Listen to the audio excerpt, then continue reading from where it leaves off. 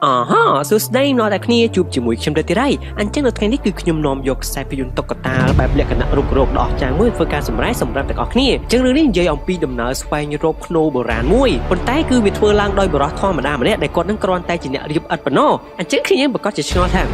មិនក៏អ្នករៀបឥដ្ឋធម្មតាសោះអាចទៅធ្វើការងារដូចជាអ្នករុករករៀនបែបបុរាណវិទ្យាបានបាទចង់ដឹងថាធ្វើយ៉ាងម៉េចបាននោះគឺមានតែតាមដានជាមួយខ្ញុំទាំងអស់គ្នាប៉ុន្តែមុននឹងចូលដល់សាច់រឿងខ្ញុំសង្ឃឹមថាគ្នាយើងមិនចិត្តអាក្រក់យើងចុច Subscribe ម្នាក់មួយដាក់កណ្ដឹងផងដើម្បីទទួលវីដេអូថ្មីៗតមិនចិត្តបាទជប់សិនអ្នកទាំងអស់គ្នាខ្ញុំចង់សួរអ្នកទាំងអស់គ្នាមួយតើគ្នាយើងមានស្គាល់ហាងលក់មីកូឡានិងបបរមាន់ខ្មៅដ៏ឆ្ងាញ់បំផុតមួយឬអត់បាទអត់ស្គាល់ដឹងតែខ្មាស់ខ្ញុំហើយអញ្ចឹងហាងនេះមានឈ្មោះថាបបរមាន់ស្រែផ្ទះអ៊ីដាដែលមានទីតាំងនៅក្បែរស្តុបផ្សារទូទំពូនេះឯងចង់ដឹងថាហាងនេះមានអ្វីប្លែកឆ្ងាញ់ស្រក់ទឹកមាត់សម្រាប់អ្នកទាំងអស់គ្នានោះចាំតិចទៀតខ្ញុំនឹងប្រាប់បន្ថែមបាទចាប់ផ្ដើមរឿងរបស់យើងដំបូងបង្ហាញឲ្យឃើញយន្តហោះមួយនឹងកំពុងតែធ្វើការរុករកនៅតំបន់វាលខ្សាច់មួយហើយយន្តហោះក៏ចោះចតបាទតាមពិតនេះគ្រាន់តែជាការសម័យរបស់ក្មេងប្រុសយើងម្នាក់ដែលគាត់មានឈ្មោះថា Ted Stone អញ្ចឹង Ted របស់យើងគឺគាត់នឹងចូលចិត្តរុករកតាំងពីក្មេងតែម្ដងទោះបីជាមិត្តភក្តិរបស់ខ្លួនមើលងាយមើលអីយ៉ាងម៉េចក៏ដោយតែសំខាន់ Ted របស់យើងគាត់ព្យាយាមធ្វើអ្វីដែលខ្លួនស្រឡាញ់ជីកចុះជីកឡើង Ted របស់យើងគាត់ក៏បានប្រទះឃើញអ្វីមួយយ៉ាងដូចជាមាសអញ្ចឹង Ted នឹងសប្បាយចិត្តខ្លាំងមែនទែនគាត់ក៏បានយកអាមាសនោះមកឲ្យលោកយាយរបស់ខ្លួនមើល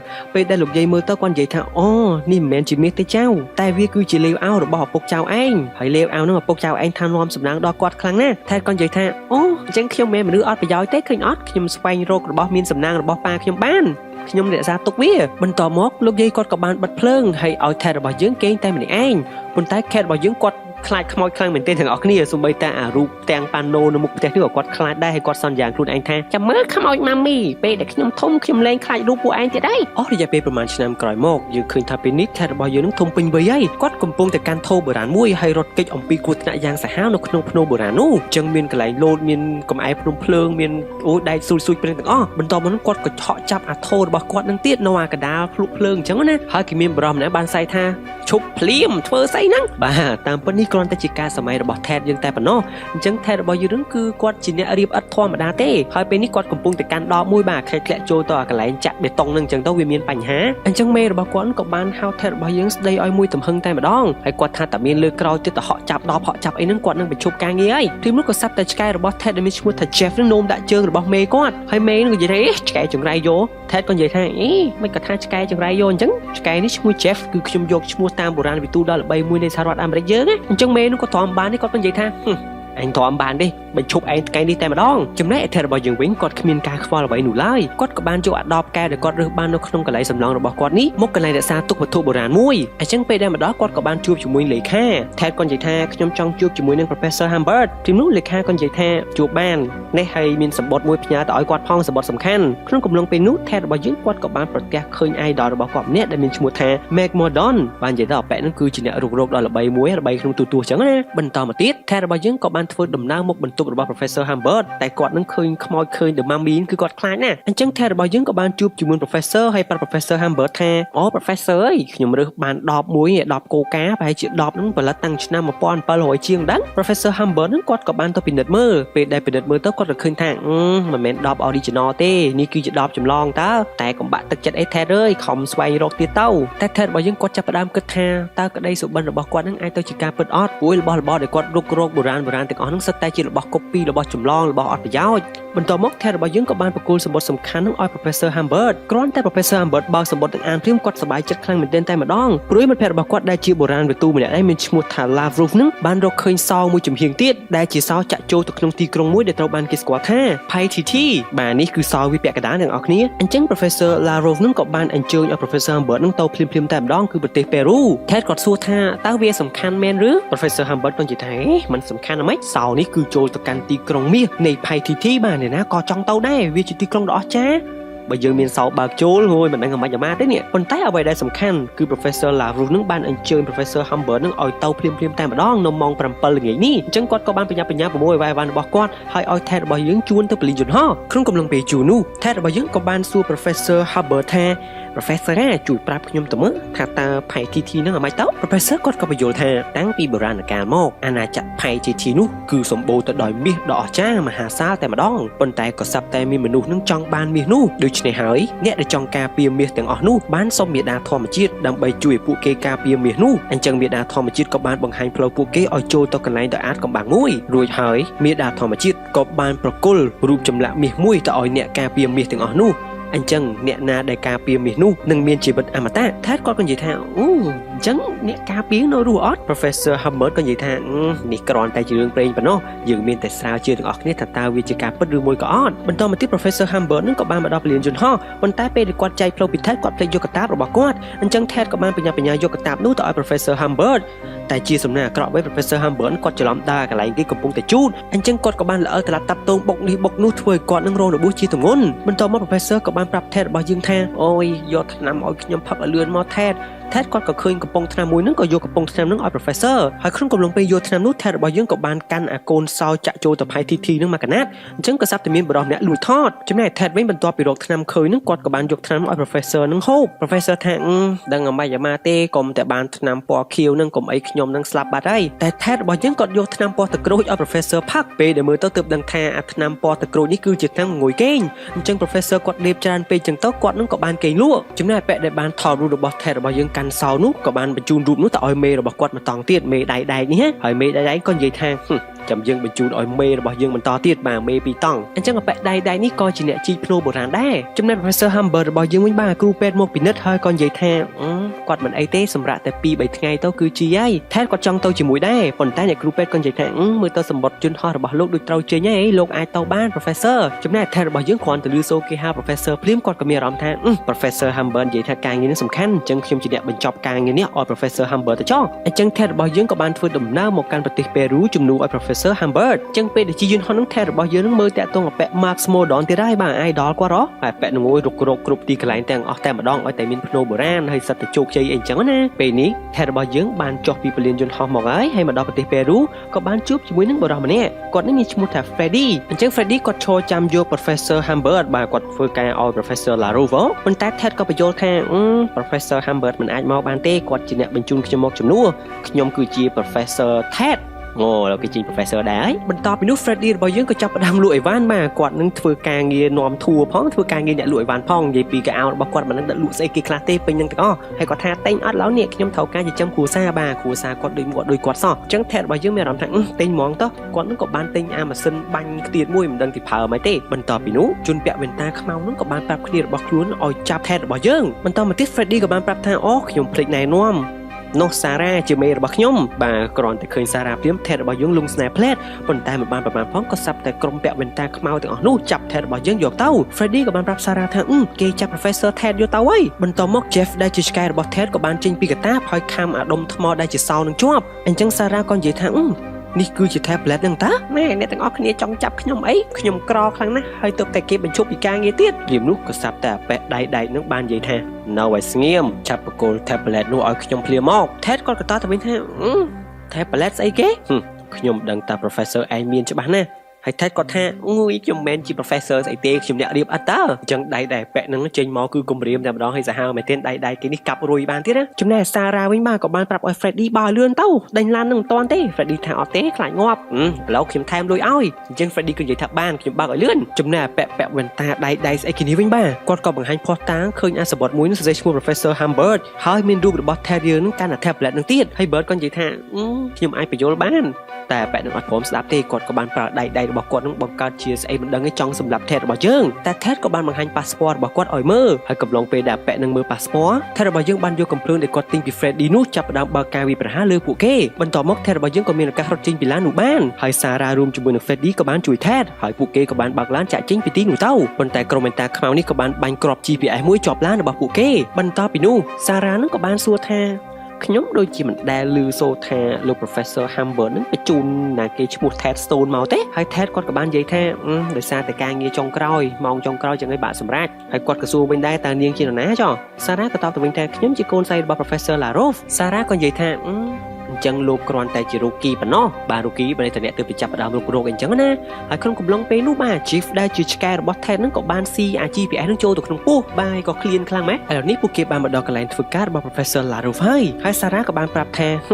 គេដឹងថាលោកនឹងមាន tablet ហ្នឹងហើយអញ្ចឹងសុវត្ថិភាពរបស់លោកប្រហែលជាស្ថិតក្នុងគ្រោះថ្នាក់ហើយបន្តមកទៀតសារ៉ាក៏បានចូលមកក្នុងបន្ទប់ឪពុករបស់ខ្លួនហើយក៏ឃើញថាបន្ទប់រញ៉េរញ៉ៃនាងក៏និយាយថាក្រុមពួកចិត្តអាក្រក់ទាំងអស់នោះចាប់ឪពុកខ្ញុំយកទៅហើយចំណែកឯឆ្កែរបស់ Ted វិញមិនដឹងជាស្អីទេខំជើងខ្មោចមកទៀតហើយបាទខ្មោចម៉ាំមីហ្នឹងណាបន្តពីនោះយើងក៏បានឃើញថាបាក់សីរបស់ឪពុកសារ៉ាយើងហ្នឹងក៏បានបង្ហាញខ្លួនអញ្ចឹងបាក់សីមានឈ្មោះថា Belzoni អញ្ចឹង Belzoni ក៏បានយកសំសម្បត្តិមួយដែលឪពុករបស់សារ៉ាហ្នឹងបានទុកឲ្យដោយគាត់បានសរសេរសារប្រាប់ថាសូមកូនថែរក្សារបស់នេះកុំឲ្យធ្លាក់ក្នុងដៃមនុស្សអាក្រក់ឲ្យសោះសារ៉ារបស់យើងក៏បានបើកអាប្រអប់ក្តាស់នឹងមើលពេលដែលបើកមើលក៏បានប្រទះឃើញថាវាគឺជាកូនសោមួយកំណាត់ទៀតអញ្ចឹងហើយនាងក៏បានហៅថែរបស់យើងយកកូនសោមកកំណាត់នឹងគុំចូលគ្នាទៅវាក៏បានជារូបរាងពេញលេញបន្តមកទៀតសារ៉ារបស់យើងនឹងក៏បានសួរ Belzoni ថា Belzoni ហេតុអ្វីបានជាឪពុករបស់ខ្ញុំទៅMachu Picchu បាទនិយាយទៅបាក់សៃនឹងគាត់និយាយអត់ចេញនេះគាត់ចេះតែលើកផ្លាកចេះតែសម្ដែងអញ្ចឹងណាអញ្ចឹង Belzoni ក៏បានប្រាប់ថាតាមពិតទៅនឹងឪពុករបស់សារ៉ាគឺមិនមែនទៅទីនោះដោយធម្មតាទេគឺមានគេចាប់ខ្លួនហើយអ្នកដែលចាប់ឪពុករបស់សារ៉ានោះគឺជាបរិសុទ្ធដៃដែលបានចាប់ថេតយើងនឹងដែរអញ្ចឹងសារ៉ារបស់យើងមិនអាចទុកឲ្យឪពុករបស់នាងមានគ្រោះថ្នាក់បានទេនាងទៅតែដោះស្រាយរឿងនេះហើយណាមួយនាងមិនអាចប្តឹងរឿងនេះទៅប៉ូលីសបានឡើយព្រោះអីដំណឹងនេះទទួលបានពីសត្វផ្សេងហ្នឹងអញ្ចឹងប៉ូលីសមិនជឿហើយនាងក៏សួរថាថេតរបស់យើងទៅជាមួយនាងអត់ទៅMachu Picchuថេតដំបូងគាត់បដិសេធតែបន្ទាប់ពីឃើញសារ៉ារបស់យើងតែងខ្លួនស្លៀកពាក់ស្រស់ស្អាតចឹងទៅគាត់ក៏យល់ព្រមបន្តមកទៀតពួកគេក៏បានធ្វើដំណើរតាមរយៈរទេះភ្លើងប៉ុន្តែថេតរបស់យើងក៏បានប្រទះឃើញ Freddy ទៅជាមួយដែរហើយគាត់ក៏សួរថាអញលោកទៅដែរFreddy ថាឪពុករបស់សារ៉ាបានផ្ដាំឲ្យខ្ញុំមើលថែកូនរបស់គាត់ហើយណាមួយខ្ញុំធ្វើដំណើរអស់លុយទៀតហើយគេបង់លុយខ្ញុំធ្វើការហ្នឹងព្រោះខ្ញុំត្រូវមានគ្រួសារសម្រាប់ចិញ្ចឹមបាទគ្រួសារគាត់ដូរមុខទៀតហើយអ្វីដែលធ្វើយើងភ្ញាក់ផ្អើលនោះគឺអពាក់ចង់បាន tablet ដែលជាសោសម្ងាត់ហ្នឹងក៏ឡើងជារទេះភ្លើងនេះដែរអញ្ចឹងគ្នារបស់គាត់ហ្នឹងក៏បានស៊ើបអង្កេតឃើញថេតហ្នឹងកំពុងតែកាន់ tablet នោះរួចហើយអពាក់ដៃហ្នឹងក៏បានមកអង្គុយកន្លែងថេតហើយគំរាមពួកគេហ្នឹងឲ្យប្រគល់ tablet ដែលជាសោសម្ងាត់ហ្នឹងឲ្យខ្លួនថេតក៏ចេញមកការពារអាថ្មអាចកំបាំងហ្នឹងអញ្ចឹងប៉ុន្តែវាក៏ឃ្លាតធ្លាក់លើដៃលើអពាក់ហ្នឹងដដែលរួចហើយអពាក់នឹងក៏បានយកថ្មនោះចេញពីទីនោះប៉ុន្តែ Belzoni ក៏បានប្របាក់យកអសរនឹងត្រឡប់មកវិញសារ៉ារបស់យើងនឹងក៏បានឲ្យបាក់សៃរំលែងហុយអោយអញ្ចឹងណាតែបាក់សៃគាត់ក៏បានបុកជាមួយនឹងអាផ្ទាំងដែកអីមួយទៅធ្វើឲ្យវានឹងខ្ទាតថ្មឡើងទៅលើដំបូលថេតនឹងជាមួយនឹងសារ៉ាក៏បញ្ញាប់ញ៉ាឡើងទៅយកប៉ុន្តែថេតរបស់យើងនឹងបុកឲ្យអាប៉ែមួយនេះធ្លាក់ឥឡូវនេះគាត់នឹងបែរធ្លាក់ចុះមកដែរហើយអញ្ចឹងសារ៉ាក៏ឡើងមកតែម្នាក់ឯងដើម្បីយកអាថ្មហ្នឹងប៉ុន្តែគ្នារបស់អាប៉ែដែកហ្នឹងក៏បានមកចាប់ខ្លួនសារ៉ាអញ្ចឹងពេលនេះឃើញតែដុំថ្មធ្លាក់ក្នុងដៃក្រុមចោលហ្នឹងឯងមិនដឹងតែក្រុមចោលមួយក្រុមអីទេតែ Belzoni របស់យើងក៏បានឆក់យកអាថ្មត្រឡប់មកវិញម្ដងទៀតតែ Belzoni ក៏បានបុកដៃម្ដងទៀតដែររួចហើយអាថ្មធ្លាក់មកដំបូលម្ដងទៀតបាទម្ដងទៀតរហូតដូច្នេះលើកនេះថេរបស់យើងគឺបានតទល់ជាមួយនឹងបរិសុទ្ធដៃដែរតែថេរបស់យើងដណ្ដើមបានអាកូនសោអាចកំបាំងនោះហើយប៉ែដៃហ្នឹងដៃរបស់គាត់ក៏ជាប់នឹងរទេះភ្លើងអញ្ចឹងហើយនឹងថេរបស់យើងក៏រត់តែប៉ែដៃហ្នឹងក៏បំរុងនឹងបាញ់សម្លាប់ពួកគេតែវាដល់អាផ្លូវមួយហ្នឹងវាមានអាថ្មធំខាងលើនោះដូច្នេះប៉ែហ្នឹងក៏ហក់ចុះទៅលើឡានហើយថេរួមជាមួយនឹងសារ៉ាហ្នឹងក៏បានខ្ពើមអញ្ចឹងទៅពួកគេក៏មានសុវត្ថិភាពប៉ែដៃក៏ប្រាប់គ្នារបស់ខ្លួនលើរទេះភ្លើងថាពួកគេកាន់កូនសោនៅគូររទេះភ្លើងទៅដណ្ដើមសោយកមកវិញភ្លាមចំណែកអេថេតរបស់យើងវិញគាត់ក៏ឆ្ងល់ថាតើក្រុមបរិសុទ្ធទាំងអស់នោះជានរណាសារ៉ាក៏បានប្រាប់ថាពួកគេគឺជាក្រុម Oasis អញ្ចឹងក្រុមរបស់ពួកគេនោះគឺប្រៀបដូចជាចោរអញ្ចឹងពួកគេនឹងតែងតែរករកភ្នូបុរាណផ្សេងៗដើម្បីយករបស់របរមានតម្លៃសម័យបុរាណយកទៅលក់ហើយពួកគេនឹងសម្លាប់មនុស្សធ្វើឃាតធ្វើគឺគ្មានខ្វល់ទេសំខាន់ឲ្យតែការងារលួចប្លន់របស់ពួកគេនឹងជោគជ័យអញ្ចឹងថេតរបស់យើងក៏និយាយថាយើងទៅតែរកផៃធីនោះឲ្យបានមុនពួកគេអញ្ចឹងភ្លាមនោះ Freddy ក៏បានមកដល់ហើយប្រាប់ថារត់ឲ្យលឿនគ្នាយើងចំណែកគ្នារបស់ប៉ែដៃពេលដែលចូលមកក៏បានឃើញថាអញបាត់តាណាអស់ហើយបាទអញ្ចឹងពួកគេនេះគឺបានជិះសត្វនេះដើម្បីធ្វើដំណើរបន្តទៀតទៅរកឪពុករបស់សារ៉ាតែពួកគេដឹងធ្វើដំណើរតាមណាទេតែ Freddy របស់យើងគាត់បានយកប្រព័ន្ធ GPS របស់គាត់មកតែត្រូវថែមលុយព្រោះគាត់ត្រូវមានគ្រួសារត្រូវចិញ្ចឹមបាទគ្រួសារគាត់ដូរមកទៀតអញ្ចឹងពួកគេធ្វើដំណើរអស់រយៈចម្ងាយយ៉ាងឆ្ងាយក៏បានមកដល់ Machu Picchu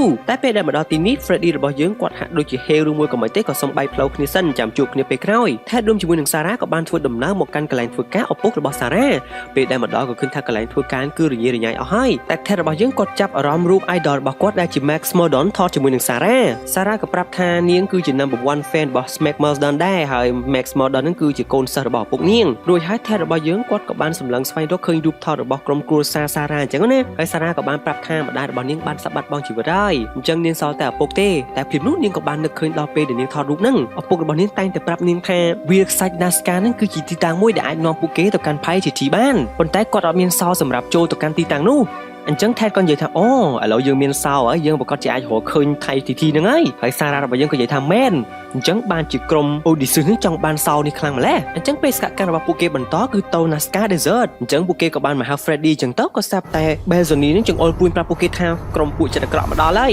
យអញ្ចឹងពួកគេក៏ឆ្ងល់ថាមិនក៏ប៉ែងតាមរកយើងឃើញដូច្នេះបងអង្គយូស្អីរត់ទៅបាទរកមិនឲ្យឃើញមិនដោយសារតែ Jeff ដែលជាឆ្កែរបស់ Ted នឹងបានលេបអា GPS ចូលទៅក្នុងពោះហ៎ឥឡូវនេះពួកគេកំពុងតែព្យាយាមរត់ចាក់ចេញពីក្រុម Odyssey ប៉ុន្តែចម្លែកតែចេះរបស់យើងនឹងបានដើររកស៊ីចុះរកស៊ីឡើងក៏បានជាប់ក្បាលនឹងអាឡាំងនេះអញ្ចឹងថេតរបស់យើងក៏បានមកជួយឆ្កែរបស់ខ្លួនអញ្ចឹងទៅក្រុម Odyssey ក៏បានតាមឃើញដូច្នេះពួកគេក៏បន្តដេញទៀតបន្តមកពួកគេក៏បន្តរត់មកមុខអញ្ចឹងទៅក៏ឃើញថាអញតណាយវើយទៅខាងឆ្វេងខាងស្ដាំខាងមុខសិតតែគេគាត់ជុំវិញអស់ហើយដូច្នេះថេតរបស់យើងក៏បាននាំពួកគេទៅកាន់ផ្លូវមួយទៀតហើយក្រុម Odyssey ក៏បានបន្តដេញអញ្ចឹងទៅរួចក៏ប្រទះឃើញថាពួកគេឡើងជិះបាឡូនហោះអញ្ចឹងពេលនេះពួកគេធ្វើដំណើរបានឆ្ងាយប៉ុន្តែយើងប្រទះឃើញថា Jeff ដែលជាឆ្កែរបស់ Ted នឹងគាត់អត់ហូបអីនោះទេបាទហូបមិនកើតបើគាត់នឹងច្រឡំលេបអា GPS នឹងចូលពោះហ៎ចំណែក Sarah រួមជាមួយនឹង Ted ក៏បាននិយាយលេងជាមួយនឹងគ្នាអញ្ចឹង Sarah ក៏បាននិយាយថា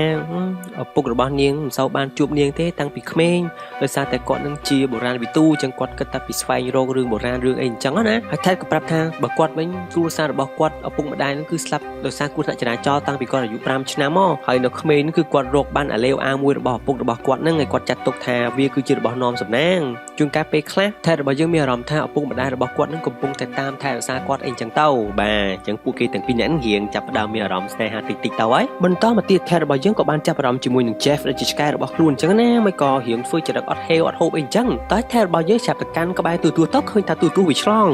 Ted ក៏ឆ្ងល់ថាហេតុអ្វីក៏ឆ្កែឆ្លងមួយទូទួវិញចំណែក Belzoni ដែលជាអ្នកតោងបាឡូននេះវិញបាទខ្លួនក៏សម្លឹងឃើញថាអញមានយន្តហោះតាមពីក្រោយហើយ Ted នឹងក៏បានចាប់ឆ្កែរបស់ខ្លួនទៅហូបនំអញ្ចឹងទៅវាបែរជាចាប់ផ្ដើមក្អួតតោះក្អួតចេញមកក៏ប្រទះឃើញអញស្អីគេភ្លើងទឺនេះ GPS តើរួចហើយក៏ប្រទះឃើញថាយន្តហោះរបស់ក្រុមដែកក្រុម Odysseus អីគេនឹងគឺបានតាមទាន់ពួកគេហើយអញ្ចឹងពួកគេហោះទៅណាក៏មិនរួចដែរលើកនេះបន្តមកទៀតបាទចាំមួយផ្លេតសិនខ្ញុំសូមណែនាំពីហាងបបរមាន់ស្រែផ្ទៃដាបន្ថែមទៀតជូនគ្នាយើងដល់មកខ្ញុំចង់សរសើរដល់ចុងភៅហាងជាមុនសិនដោយសារតែគាត់នឹងមានបទពិសោធន៍មិនមែនលើទេបាទគឺបទពិសោធន៍20ឆ្នាំជាងឯណោះនៅឯខេត្តបាត់ដំបងតែឥឡូវនេះគាត់ផ្លាស់ប្ដូរមកភ្នំពេញហើយគាត់នឹងក៏មានម៉ួយច្រើនណាស់ទាំងនៅហាងផ្ទាល់និងតាមអនឡាញដល់ពេលនិយាយអំពីមុខម្ហូបនៅហាងនេះវិញបាទមិនត្រឹមតែមានមីកូឡានិងបបរមាន់ខ្មៅដ៏ឆ្ងាញ់ប៉ុណ្ណោះទេវាក៏មានមុខម្ហូបដែលមានរសជាតិឆ្ងាញ់ជាប់ចិត្តដិតដាមអរ៉ាជាច្រើនផ្សេងទៀតដែលមានតម្លៃសមរម្យណាស់ដូចជាបបរមាន់ខ្សែនឹងមួយចាន 12,000 រៀលនិងស៊ុបមាន់ខ្មៅមួយឈុតតម្លៃ 25,000 រៀលមានថែមស្លាបសមួយចាននិងពងមាន់ពីរគ្រាប់បាទហើយញ៉ាំឆ្អែតរហូតដល់2នាក់ឯណោះនិងមានបបរមាន់ខ្មៅដ៏ឈ្ងុយឆ្ងាញ់មួយចានទៀតត្រឹមតែ 16,000 រៀលទេហើយក៏មានស៊ុបគូជ្រូកនិងម្ហូបឆ្ងាញ់ជាច្រើនមុខទៀតបាទនិយាយទៅរាប់មិនអស់នោះឡើយហើយខ្ញុំចង់បញ្ជាក់ថាចំពោះមីកូឡានេះគឺជាប្រភេទអាហារសុខភាពអញ្ចឹងបងប្អូនខ្មែរអ៊ីស្លាមរបស់យើងក៏អាចពិសាបានដែរចាំមួយទៀតតោះទៅសាក់លក់ទាំងអស់គ្នានៅហាងបបរមាន់ស្រែតែអ៊ីដាក្បែរស្តុបទួនតពូនេះឯងឬមួយក៏អ្នកទាំងអស់គ្នាអាចតាក់ទងតាម Facebook របស់គាត់បានដែលខ្ញុំនឹងដាក់ Facebook link របស់គាត់នៅ description ខាងក្រោមឬមួយក៏តាក់ទងតាមលេខទូរស័ព្ទ3ខ្សែនេះក៏បានតោះអញ្ចឹងយើងតសាច់រឿងរបស់យើងទៀតក្រុម Odysseus អីគេនឹងគឺបានតាមទាន់ពួកគេហើយអញ្ចឹងពួកគេហោះទៅណាក៏មិនរួចដែរលើកនេះបន្តមកទៀតក្រុមរបស់ពួកគេក៏ត្រូវបានគេបញ្ជូនមកកាន់ Nazca Desert ហើយនៅទីនេះវាមានភ្នូបុរាណមួយពេលដែលចូលមកដល់ក្នុងក៏បានប្រទះឃើញថាឪពុករបស់ Sarah កំពុងតែត្រូវបានគេចាប់ខ្លួនឃុំឃាំងនៅទីនេះហើយគាត់ភ្ញាក់ផ្អើលមែនទែនពេលដែលកូនរបស់គាត់មកអញ្ចឹងណាអញ្ចឹង Sarah ក៏បានណែនាំ Ted ឲ្យឪពុករបស់ខ្លួនអញ្ចឹងទៅឪពុកក៏ឆ្ងល់បន្តមកទៀតក៏ស្រាប់តែ Max Mordon ត្រូវបានគេចាប់ខ្លួនដែរអូ Ted របស់យើងគាត់នៅឃើញ Max Mordon នេះសប្បាយចិត្តខ្លាំងមែនទែនប៉ុន្តែចម្លែកឪពុករបស់ Sarah ហាក់ដូចជាមិនចូលចិត្ត Max Mordon សោះតែអ្វីដែលកាន់ឲ្យយើងភ្ញាក់ផ្អើលទីនោះគឺ Max Mordon រួមជាមួយនឹង Sarah នឹងភ្ជាប់ពាក្យចិត្តរៀបការភ្ញាក់ផ្អើលមែនតើចំណែកឯ Freddy របស់យើងវិញបាទគាត់មកដល់ក្នុងកន្លែងគុកចឹងហ្នឹងក៏នៅលក់អីវ៉ាន់ទៀតហើយសំខាន់ហ្នឹងគឺគាត់លក់កាភ្លើងគាត់ឃើញកាភ្លើងរបស់អ្នកឈរកាន់នេះចាស់ពេកហ៎ហើយចំណែកឯគ្រប់គ្នានេះវិញគាត់ឃើញអាប៉ែនឹងកាន់កាភ្លើងក៏នាំគ្នាហក់វាយបាទសំមុខ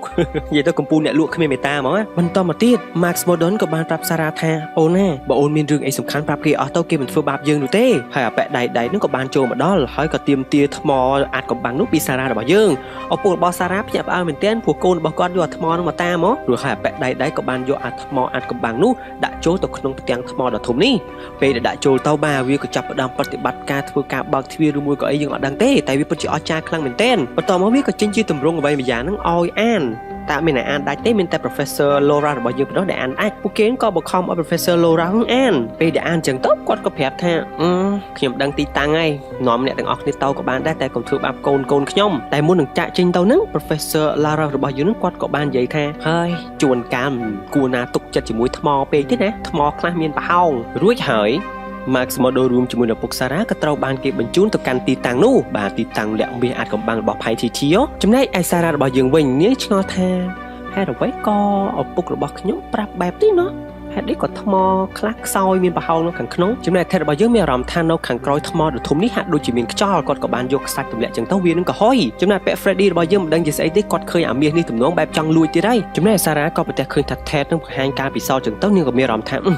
នេះប្រហែលជាទ្វារយើងនាំគ្នារុញអញ្ចឹងពួកគេទាំងពីរនាក់ក៏សហការគ្នារុញហើយរុញទៅហាក់ដូចជាទៅខាងក្នុងមែនទ្វារនេះចំណែកឯ Chief ដែលជាឆ្កែរបស់ Ted វិញក៏បានរកផ្លូវចូលមករកម្ចាស់របស់ខ្លួនឃើញបាទឥឡូវនេះយើងកាត់មកដល់ Sarah រួមជាមួយ Ted វិញពួកគេនឹងបានបើកអាទ្វារនឹងដោយជោគជ័យហើយក៏បានឃើញផែនទីដែលអាចនាំពួកគេទៅកាន់ផៃទីទីពិតប្រាកដហើយ Jeff គឺលឺសូរឆ្កែរបស់ខ្លួនព្រុសចូលតាមណាចេះឆ្កែអញចំណែក Freddy របស់យើងវិញបាទមែនគាត់លួចអាផ្ទាំងដែកនឹងដកចេញមកក៏សាប់តែកលឹះយន្តនឹងចាប់ផ្ដើមប្រតិបត្តិការអញ្ចឹងឥឡូវនេះផ្ទាំងថ្មនឹងគឺទៅទៀតនឹងគៀបកាន់ពួកគេហើយអញ្ចឹង Sarah របស់យើងក៏និយាយថានាងជាអ្នកមើលផែនទីដើម្បីស្វែងរកផៃទីទីចំណែកឯ Ted រួមជាមួយនឹង Freddy ព្យាយាមរកផ្លូវចេញពីទីនេះបាទអញ្ចឹង Freddy របស់យើងគាត់មិនដឹងស្អីទេគាត់យកសភៅ101អានកំបាំងដើម្បីរត់គេចពីគ្រោះថ្នាក់គាត់បើកអានយកតែម្ដងឲ្យពុំមានគ្រោះថ្នាក់ហ្នឹងហើយ Ted របស់យើងគាត់ក៏ព្យាយាមប្រើឆ្កែរបស់គាត់ឲ្យរកផ្លូវចេញព្រោះឆ្កែរបស់គាត់រកផ្លូវចូលឃើញអញ្ចឹង Sarah របស់យើងព្យាយាមមើលផែនទីនឹងឲ្យដឹងថាផៃទីទីនៅទីណាអាថ្បងវាចេះតែបាក់កិនមកចំណែកឯ Ted របស់យើងឲ្យឆ្កែរបស់ខ្លួនហាត់រកផ្លូវចេញរីឯ Freddy នៅតែអានសភៅអញ្ចឹងមិនដឹងអ្ហ្មិចទេជាចុងក្រោយពួកគេក៏បានប្រទះឃើញផ្លូវចេញនៅខាងក្រោយផែនទី Sarah របស់យើងក៏បានបញ្ចប់ការអានរបស់នាងដូច្នេះហើយពួកគេក៏បានរត់ចាក់ចេញពីទីនោះដោយសុវត្ថិភាពហើយពេល Freddy គាត់ក៏និយាយថានេះសភៅនេះប្រាប់ហើយវិធីចុងក្រោយពេលដែលយើងរត់ចាក់ចេញរួចយើងនឹងមានសុវត្ថិភាព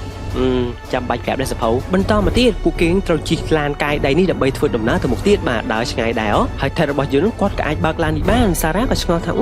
ាហើយអ្វីក៏លោកអាចប្រើឡាននេះបានឬមួយក៏លោកធ្វើការជីកកោះឲ្យស្រៈមន្ទីការងារនេះថប់ហ្មងលេខ1ហ្មងតែរបស់យើងគាត់ចង់ប្រាប់ថាគាត់មិនមែនជាការងារអីធំដុំទេតាមពិតគាត់អ្នករៀបឥតក៏គាត់ចេះបើកឡាននឹងបានដែរតែរងនិយាយបាននឹងមិនអត់ទាន់ហ៊ានសារភាពបន្តពីនោះពួកគេក៏បានធ្វើដំណើរយ៉ាងឆ្ងាយបាទឆ្ងាយមែនទែនតែម្ដងមើលធ្វើដំណើរហងមើលរឿងផងអីចឹងណារហូតដល់កន្លែងមួយហ្នឹងឡានកាយដៃរបស់ពួកគេក៏អស់សាំងអញ្ចឹងពួកគេត្រូវដើរថ្មើរជើងពេលដើរចុះដើរឡើងក៏បានចូលតំបន់មួយហាក់ដូចជាមានរុក្ខជាតិដុះច្រើនប្លែកមែនទែនអញ្ចឹងពួកគេក៏បានដើរតាំងពីថ្ងៃរហូតដល់យប់ឥឡូវនេះអស់កម្លាំងស្ទើរដាច់ខ្យល់ហើយក៏បានរកកន្លែងសម្រាកសិនបន្ទាប់ពីនោះ Sarah ក៏បានត្អូញត្អែបារម្ភខ្លាចសុវត្ថិភាពពុករបស់នាងអីចឹងណាតែនាងក៏អត់បារម្ភដែរដោយសារតែ Max Modern នៅជាមួយពុកនាងហើយ Ted ក៏មានអារម្មណ៍ថាបែប Sarah ស្រឡាញ់ Max Modern ខ្លាំងណាស់បន្ទាប់មក Ted របស់យើងគាត់ហាក់ដូចជាចង់ប្រាប់ការពិតទៅកាន់ Sarah អញ្ចឹងណាប៉ុន្តែហៅនិយាយការពិតប្រាប់អស់ហើយ Sarah សាប់តែដេកលើស្មារបស់គាត់អញ្ចឹងក៏មិនដឹងធ្វើម៉េចទេដេកទៅទាំងពីរនាក់តែម្ដងទៅតែ Ted របស់យើងដេកមានលក់ណាបានអង្គុយចំហភ្នែកគិតទៅចំណែកឯឪពុករបស់ Sarah វិញបាទគាត់នឹងកំពុងតែពង្រៀងដានឲ្យពួកគេមករកកន្លែងផ្សេងចេះជីកោះឲ្យឡាននឹងប្រមាណទេជីកោះឲ្យក៏អត់ឃើញដែរព្រមនោះអាប៉ែដៃក៏បានហៅប៉ែ Max Modern ថាណែអាឡប់មកនេះផ្លែតបាទវាអញ្ចឹងបន្ទាប់មក Max ក៏បានមកមែនហើយអ្វីដែលធ្វើឲ្យយើងភ្ញាក់ផ្អើលគឺថាអាប៉ែ Max ហ្នឹងគឺជាមេរបស់ក្រុម Odysseus នេះសោះអញ្ចឹងបានសេចក្តីថាអាប៉ែ Max Modern នេះគឺមិនមែនជាមនុស្សល្អទេគាត់ធ្វើជាបុរាណវិទូងគឺដើម្បីតែស្វែងរករបស់បុរាណហើយយកទៅលក់យកលុយអីអញ្ចឹងណាហើយគ្នារបស់គាត់ដែលជាកូនចៅក៏សួរថាមិនដែរមេខ្ញុំសម្ដែងសមអត់ Max គាត់ក៏តទៅវិញថាសមហើយតែឯងមិនបាច់ហៅយើងអាឡប់ទេវាលើសហើយកូនចៅក៏សួរបន្តទៀតថាអាម៉េចទេ Professor Hamburg នឹងប្រាប់ការពិតអត់មេ Max Modern ក៏តទៅវិញថាយើងចិត្តជាកូនប្រសារបស់គាត់ទៅហើយគាត់មិនក៏ហក់យើងនោះទេបន្តពីនោះ Ted Sarah រួមជាមួយនឹង Freddy ក៏បានមកដល់កន្លែងកំណត់ប៉ុន្តែវាធំខ្លាំងពេកអញ្ចឹងពួកគេទាំង3នាក់ក៏បានបែងចែកផ្លូវគ្នាដើម្បីស្វែងរកផ្លូវចូលទៅកាន់ផៃ TT អញ្ចឹងពេលនេះឃើញតែ Ted របស់យើងកំពុងតែតាមរកជាមួយនឹងឆ្កែរបស់ខ្លួនព្រមនោះក៏សាប់តែអាគុំឈើនឹងវាញ័រគាត់ឆ្ងល់ស្អីគេភ្លាមនោះអ្នកទាំងអស់គ្នាវាគឺជាអំបូរខ្លាម្យ៉ាងដែលជាខ្លាភូម៉ានឹងបានហក់តបាក់ធ្វើការវាប្រហារមកលើ Ted របស់យើង Ted រួមជាមួយនឹង James ក៏ព្យាយាមរត់អស់ពីសមត្ថភាពហើយក៏បានរអិលធ្លាក់ចុះមកកន្លែងមួយក៏ប្រទះឃើញថា Sarah រួមជាមួយនឹង Freddy បានឡើងទៅលើដើមដងព្រោះពួកគេបានឃើញភូម៉ាដែរអញ្ចឹងពេលនេះគឺមានតែ Ted ទេតទល់ជាមួយនឹងភូម៉ា Freddy របស់យើងក៏បានទម្លាក់អាហារស្អីគេប្រទះក្រហមដែលគេធ្វើសម្រាប់វាយមួយគោ Ted គាត់ក៏ធ្វើតាមបន្ទាប់មកនោះអាភូម៉ានោះក៏បានបុក Ted របស់យើងចូលទៅក្រោមគុំឈើយ៉ាងធំមួយហើយភូម៉ានោះតែបន្តចង់ខំស៊ី Ted របស់យើងទាំងរស់ក្នុងកំឡុងពេលនោះ Ted ក៏បានប្រទះឃើញផ្លូវចេញ Sarah រួមជាមួយនឹង Freddy វិញនេះពួកគេក៏បានយកផ្លែដូងគប់មកកាន់ភូម៉ានេះភូម៉ានឹងឈឺពេកផ្អើលក៏រត់ទៅបន្ទាប់ពីនោះ Teddy ក៏បានប្រាប់ថាអ្នកទាំងអស់គ្នាខ្ញុំរកផ្លូវទៅកាន់ផៃ TT ឃើញហើយចំណែកក្រុម GD វិញមកពួកគេជីក24ម៉ោងជីកឡើងចង់ដូចជាទលេសមុទ្រមួយទៅហើយប៉ុន្តែមានឃើញអីនោះទេអាប៉ែ Max Modern ក៏និយាយថាឯងបញ្ជាឲ្យអាតាកាចាស់នឹងប្រាប់ភ្លាមមកវាកុហកយើងតើចំណែកឯ Ted Sarah រួមជាមួយនឹង Freddy ក៏បានមកដល់ផ្លូវចូល Ted របស់យើងក៏បានគូសអាទ្វារចូលនឹងអញ្ចឹងទៅវាក៏មិនដែរឲ្យ Sarah នឹងវេះធ្លាក់ហើយបញ្ជាហោះចេញមកយ៉ាងច្រើនក្នុងកំឡុងពេលនោះ Professor Laura របស់យើងនឹងគាត់ក៏បានយកអាមរ៉ាប់កែវយឹកនឹងមើលអញ្ចឹងណាហើយអាប៉ែដៃនឹងក៏មកឃើញអញ្ចឹងទៅគាត់ក៏បានមើលតាមនឹងដែរហើយគាត់ក៏ដឹងថាទីតាំងរបស់ប្រាសាទនឹងនៅឯណាហើយចំណែកឯ Ted របស់យើងវិញគាត់ក៏ព្យាយាមចង់ដឹងថាតើអន្លង់នេះវាជ្រៅកម្រិតណាគាត់ក៏បានប្រើបន្តោងដៃមួយនឹងទម្លាក់ចុះទៅខាងក្រោមអញ្ចឹង Sarah ក៏ព្យាយាមរាប់ថាវាជ្រៅប៉ុណ្ណាតែដល់ពេលអាបន្តោងសងធ្លាក់ចុះទៅខាងក្រោមអញ្ចឹងក៏ឃើញមានដៃខ្មោចម្យ៉ាងនឹងចាប់បន្តោងដៃនោះអញ្ចឹងប្រហែលជាមាន The Mummy នៅមានជីវិតនៅទីនេះហើយពួកគេក៏ឆ្ងល់ថាជ្រៅខ្លាំងម្ល៉េះបន្តមកដៃចាប់ផ្ដើមរញ័រហើយពួកគេក៏ប្រទះឃើញថានេះគឺជាឡានរបស់អប៉ែដៃសោះបន្ទាប់មកអប៉ែដៃធ្វើជាសម្ដែងថា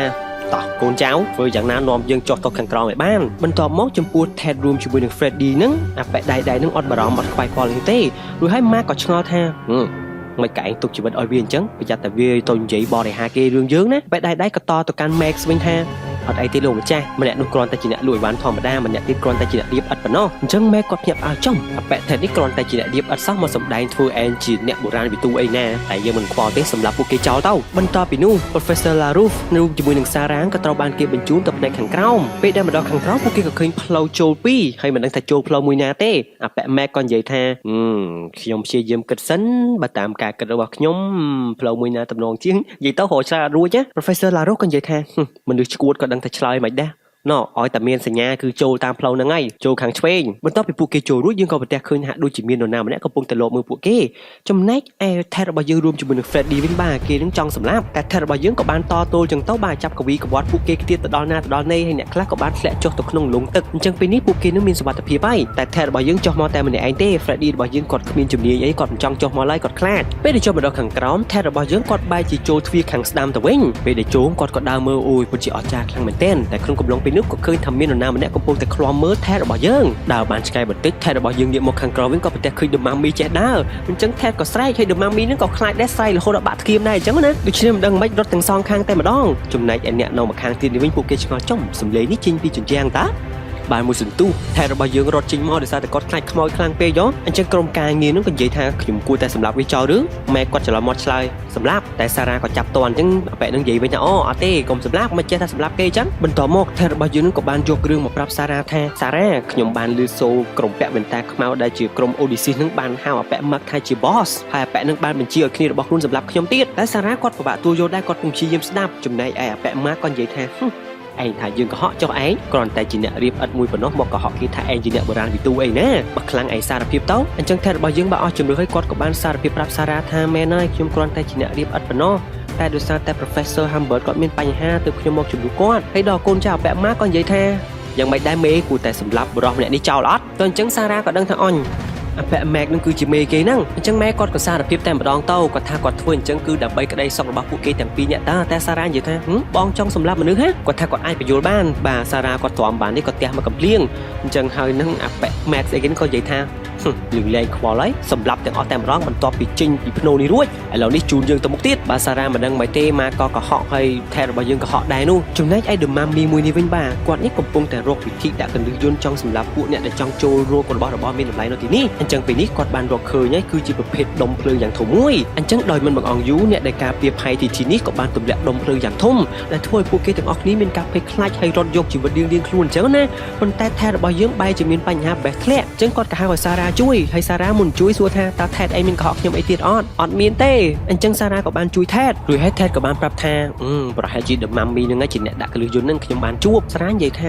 Mummy ណាចេះដើរបន្ទាប់មកអាប៉ែ Max ឯងក៏បានគម្រាមពួកគេថាមកឲ្យលឿនអ្នកទាំងពីរស្លាប់ក៏យើងមិនខ្វល់ដែរយើងសំខាន់តែឪពុករបស់សារ៉ាប៉ុណ្ណោះសារ៉ានឹងឈឺចិត្តមែនទេអញ្ចឹង The Mummy នេះឃើញថាពួកគេគ្មានបញ្ហាអញ្ចឹងគាត់នឹងក៏ប្រើវិធីចុងក្រោយគឺប្រើមនុស្សយន្តថ្មមានមនុស្សយន្តទៀតបាទឥឡូវនេះពួកគេបានមកដល់ផ្លូវបន្តហើយប៉ុន្តែមានខ្សែយ៉ាងច្រើនដើម្បីបើកទ្វារមួយតែមានខ្សែសិតតែជាខ្សែអន្ទាក់អញ្ចឹងម៉ែរបស់យើងគាត់ក៏បានសាក់តោងមួយខ្សែវាក៏ធ្វើឲ្យគ្នារបស់ខ្លួនធ្លាក់ចូលទៅក្នុងកន្លែងផ្សែងពុលមួយថែរបស់យើងឃើញថានេះគឺជាឱកាសល្អរបស់គាត់ក៏បានប្រាប់ឲ្យសារ៉ារួមជាមួយ Professor LaRouche ទៅឈរនៅខាងគៀនអញ្ចឹងហើយហ្នឹងថែរបស់យើងក៏បានតោងខ្សែយ៉ាងច្រើនដូច្នេះគ្នារបស់អាប៉ែ Mark ហ្នឹងក៏បានធ្លាក់ចូលទៅក្នុងនោះយ៉ាងច្រើនដែរទៅ Mark ខឹងខ្លាំងមែនទែនក៏បានបញ្ជាឲ្យបរិះដៃនេះសម្លាប់ថែរបស់យើងហើយ Professor ក៏បានប្រាប់ថាថែរ៉ាខ្សែពណ៌ក្រហមនោះឯងគឺជាខ្សែបើកទ្វារថែរបស់យើងគាត់ព្យាយាមហក់ទៅខ្សែហ្នឹងអញ្ចឹងតែអាប៉ែដៃនោះគឺចង់សម្លាប់ថេតរបស់យើងអញ្ចឹងលើនេះថេតរបស់យើងនឹងក៏បានប្រើអាកំភ្លើងដែលគាត់ទិញពី Freddy ហ្នឹងបាញ់ចំដៃរបស់ប៉ែដៃនឹងធ្វើឲ្យគាត់នឹងជ្រុះធ្លាក់ខ្លួនចូលទៅក្នុងផ្សែងពុលនោះ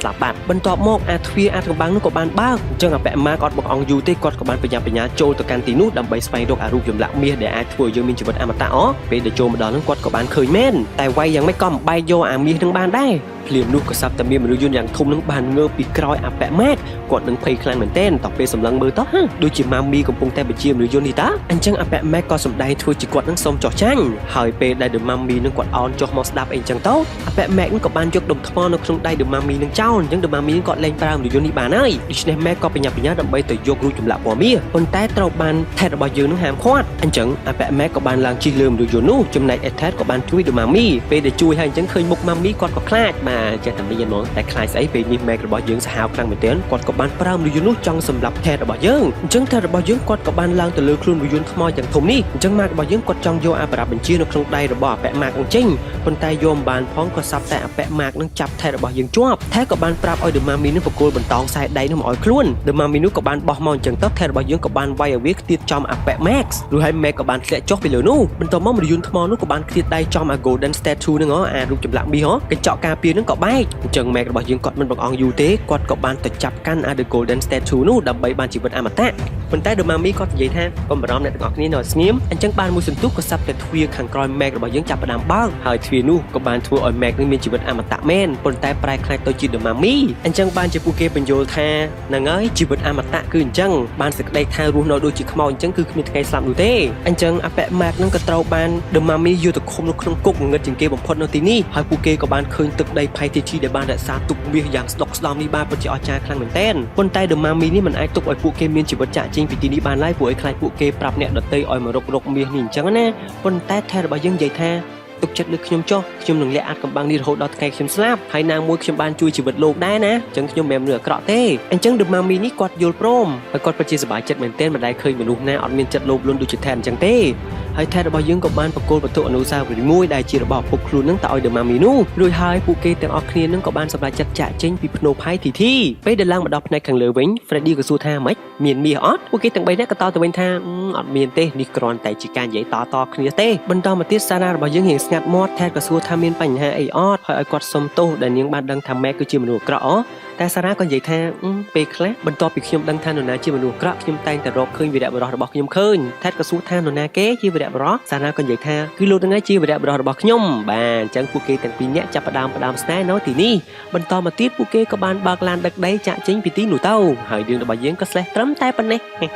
បាទនិយាយទៅរឿងនេះមានភាគ2អ្នកទាំងអស់គ្នាអញ្ចឹងអ្នកទាំងអស់ប្រកាសជាដឹងហើយភាគ2ប្រកាសជារករោគទៀតតែយើងមិនដឹងថារករោគផ្សងព្រេងកម្រិតណានោះទេមានតែចាំតាមណាទាំងអស់គ្នាប៉ុន្តែជប់សិនទាំងអស់គ្នាខ្ញុំចង់អរគុណដល់គ្នាយើងដែលបានឧបត្ថម្ភដល់ការធ្វើវីដេអូរបស់ខ្ញុំដែលគាត់នេះមានឈ្មោះ Lin Soma ហើយបន្តទៀតនេះគាត់មានឈ្មោះថា Patsanu ជាចុងក្រោយនេះ Lee Si Hoon បាទសូមតែអានតទៅចុះហើយក៏អរគុណដល់គ្នាយើងដទៃទៀតផ្សេងដែរដែលបានតាមដានវីដេអូនេះពីដើមដល់ចប់តែកុំភ្លេចចុច Subscribe ដាក់កណ្ដឹងផងដើម្បីទទួលបានវីដេអូថ្មីៗតន់ចិត្តដូច្នេះខ្ញុំសូមអរគុណសូមជម្រាបលា